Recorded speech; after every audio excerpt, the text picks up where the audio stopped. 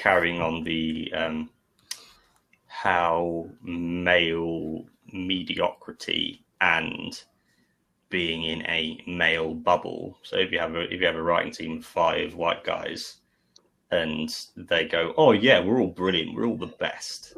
Everything we write is amazing," and they write a massive TV show like The Bodyguard, where the opening 20 minutes is about a poor, scared Middle East woman going, "Oh, my husband made me put on this bomb vest. Oh, I'm so weak, and you wonderful white man are going to talk me down from it because you're so amazing." That kind of profoundly damaging thing that the writers' room will think, "Oh, yes, we nailed it, just nailed it." How damaging that is. I was wondering what Alex talked about that in terms of disability. What tropes have you found that you've internalized over the years that you're aware of now and are having to work to get out of yourself? Caroline, what do you think? I think I've spoken a bit about this already. It's just the fact that sort of the I have to say I'm not like other women sort of thing. But I think also very much so the when I was younger, I just want to, before everybody comments here, when I was younger, it was very much about you need to look sexy. Like, you have to always be like, if you're not wearing a short skirt and knee-high boots and tights, then what are you even doing here? And I think that was very much a thing that, like, I mean, when you become an older woman, you do start looking back and going, "Oh, when I was young," and older women would be going like, "Going out in that skirt and that top, you'll catch your death." And I, oh God. And I do look back on it now and I'm like, oh my God, how on earth was I out in a park in a crop top and a short skirts and things at night? I'm frozen. Anyway, that's not the important thing. No slut shaming or anything here. I just worry about how cold I was. How did I manage that? But there was always like that, and you'd sort of dress it up as like, oh no, but I'm just, I'm looking cool, I'm looking whatever. But looks was hugely important to me when I was younger. In terms of makeup and in terms of clothes. And I don't know at what stage I managed to uninternalize that and become just comfortable and happy. I know this last year has been really good for me, actually, in terms of Zoom. I know a lot of people talk about how they don't like having to look at themselves on Zoom, but I've had to spend so much of my time on a camera this year. I can look at my face for hours and I don't care. And I don't mind that there's little grey tufts coming out and I don't judge. In fact, I quite like this weird grey tuft thing that I've got going on at the moment.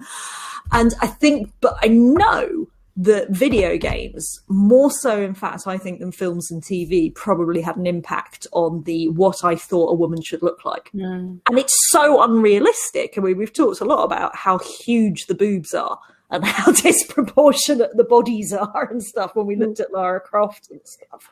And Instagram's one level of this is an unhealthy image, but by God, video games are possibly the most unhealthy image you can create of a woman, more so than men. I mean, the men are stylized. We've seen, Matt, you've shown us a lot of God of War.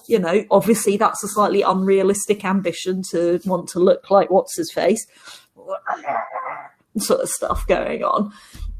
But the women, it's physically impossible, a large amount of what they look like, the balance between the front and the back, and it can't keep that up. But it does create that internal view of, but I need to make myself look better because I don't look anywhere near that and stuff. And so I think for me personally, it's always been very much the internalizing of what I need to look like from video games.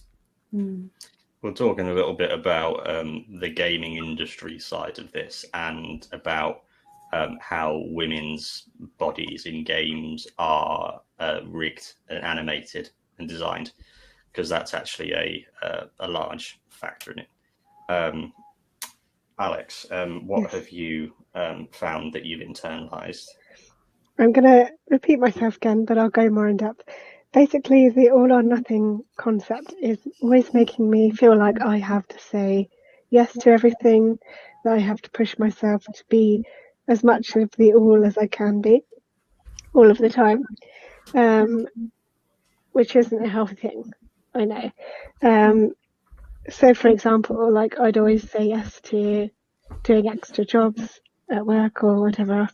I'd always like, thinking back at when I was at uni, because at the time I felt like I couldn't rely on my body to be like the sexy woman, because that's bullshit now anyway, because I know that I'm totally fine. Because I couldn't rely on my body as I thought then, I thought I always had to kind of do something a little bit more edgy just to stand out a little bit more. So like I would say yes to drinking the 6 mixed shots or something ridiculous, just to like be the kooky one, you know, going out on a night out and doing irresponsible things just to be a bit different, you know. So yeah, always saying yes to things and pushing myself further than I should do, probably, all because I wanted to be standing out and sort of above, well, not above everyone else. That sounds really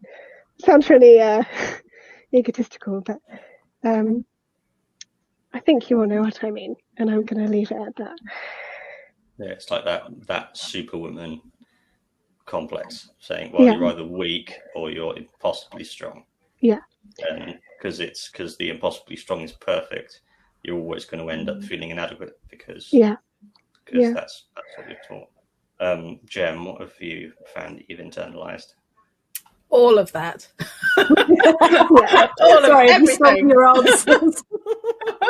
I think I think it's impossible not to. I think it's impossible not to internalize the appearance aspects and the you know, how to be attractive. I think, you know, you're taught from such an early age that your main purpose on earth is to find a nice husband or a nice man, and you know, that's it. And then, you know, as I've got older, I think the thing is that if you're a woman with a stronger personality to fight against that, which is hard work, then you end up in a sort of conflict between those. And I think that's what Caroline's describing in this thing about, like, I'm not like other girls, and I definitely went through that phase. I'm not a girly girl.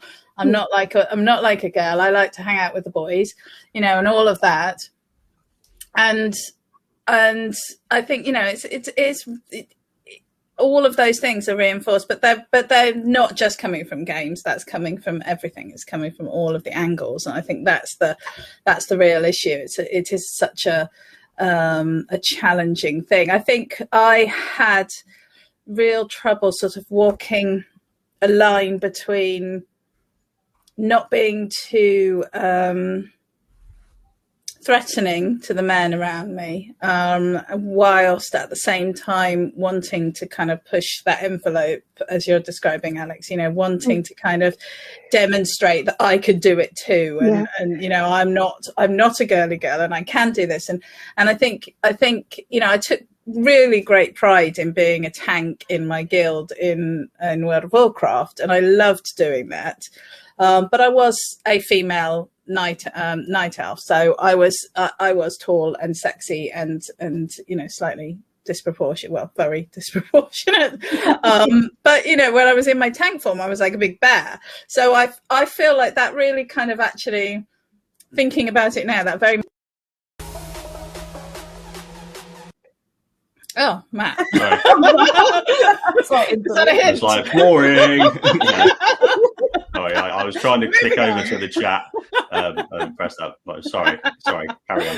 No, it's all right. No, and I think it did really embody the struggle that I went through in my gaming experience. And I think, you know, now as a gamer, I do make my choices based on, well, I'm not going to just go with the girly character, even though sometimes I would actually do really want to go with the girly character. You know, like, I think sometimes pink is fine. I mean, I had a whole drama today. I went to vote and I popped on my Women's Equality Party colours. I had a scarf, I had a badge, I was doing all sorts of stuff, and then I was like looking for a mask, can't find a mask, and I was like, oh, there's a pink one, and I was like, I can't wear a pink one with all of this on. But I did wear the pink one. Yeah.